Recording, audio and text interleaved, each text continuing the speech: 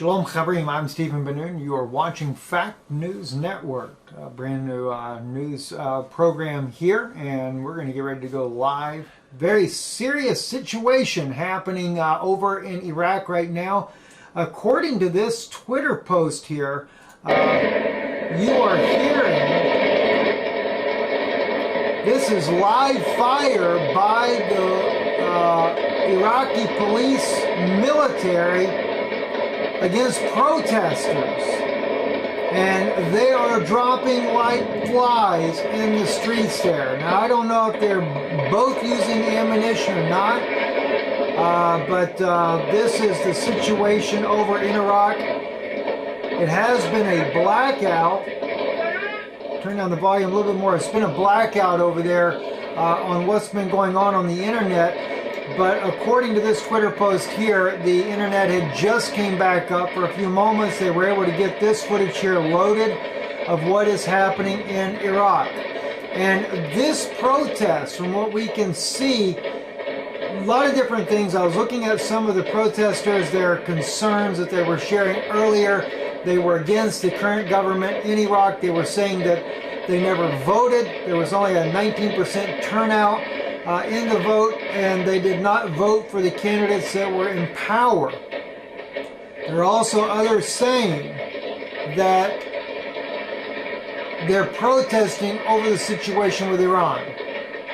So I don't know for sure what the status is, but this is just a complete slaughter of people. And of course, from what we're hearing, all because of protesting. I'll stop the image just for now. It says non-stop gunfire here for 2 full minutes. This is central Baghdad. The videos are coming out now after more than 24 hours of blackout because the internet came back sporadically a couple of hours ago. That's what's being reported there. So very serious situation, very sad situation nonetheless there. So let me just see if we got anything else going on in Iraq just by doing a search on this. And then well, actually I saw right there in the top moments here. Let me just kind of pull this one up here. This, of course, is a nighttime video here. Riots again going on. There were reports earlier that there were rubber bullets being used as well as live gunfire. So we have heard both scenarios right now. This is near the U.S. green zone or safe zone that the United States has there. It says here, this was Iraq last night. Police fired live ammo into a crowd of thousands who were protesting high unemployment, poor services, and corruption. At least 20 civilians were killed. And it has been 16 years since the America brought democracy to the country. Maybe we get some information from our good friends that know a lot about things going on in the Middle East. So we will certainly, I'm sure they'll be watching, so maybe I can find out a little bit more details of what's going on here. Looks like the burning of a Humvee is probably being used by Iraq, but it is an American Humvee, and that's just letting you know what they think about the Iraqi government over there in this country here.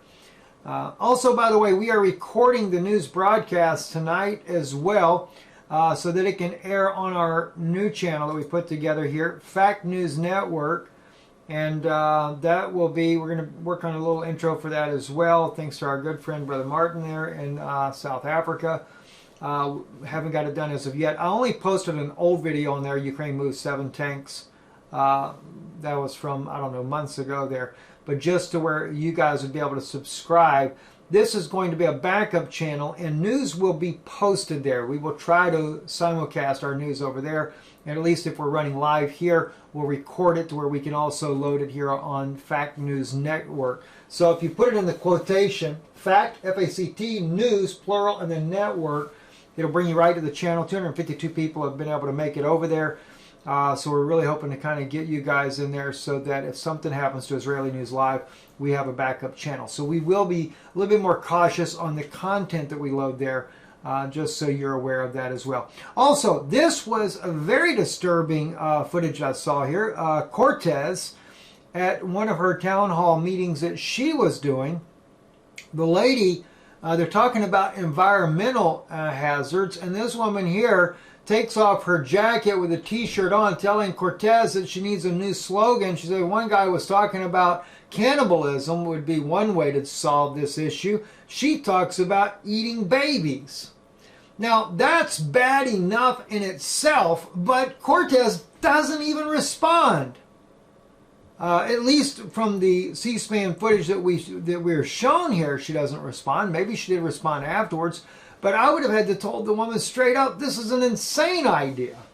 You know, okay, yeah, you have a right to your opinion, but it's insane for somebody to talk about eating your children, eating not just your children, but the children, period.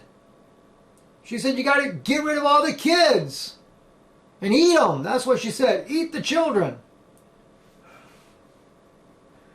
Listen into this just for a moment. And mind you, it is disturbing just to hear this being said. Listen into this. Because of the climate crisis, we only have a few months left.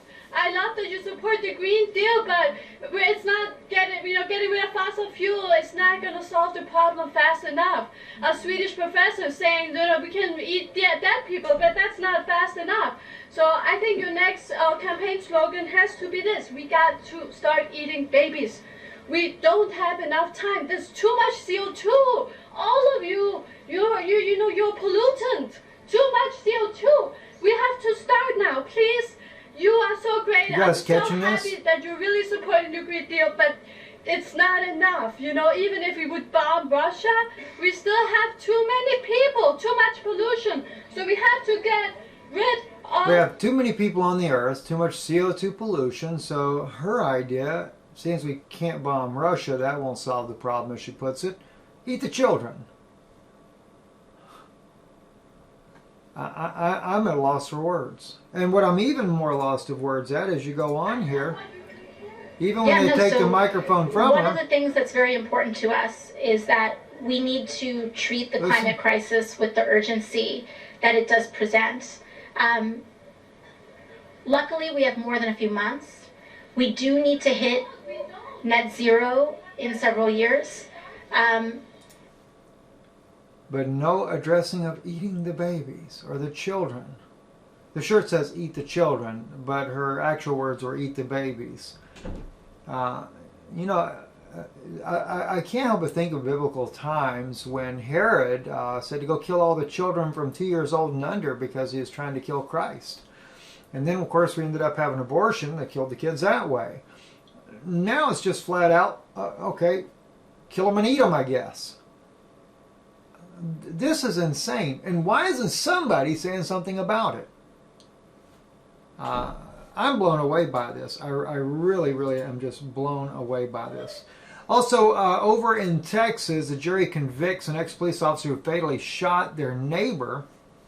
And I didn't know of this case here in Dallas, so I can't really say a whole lot about this. I know the mother of the young man that was shot and killed by the 30-year-old police officer that was found guilty to murder, and the police officer will face 10 years in prison, was really upset that the sentence was so light. But yet her son, the brother of the victim, a young man as well, he called on repentance of the police officer and said that he forgave her. And he said, I don't speak for my family, but I'm just telling you what I say for myself.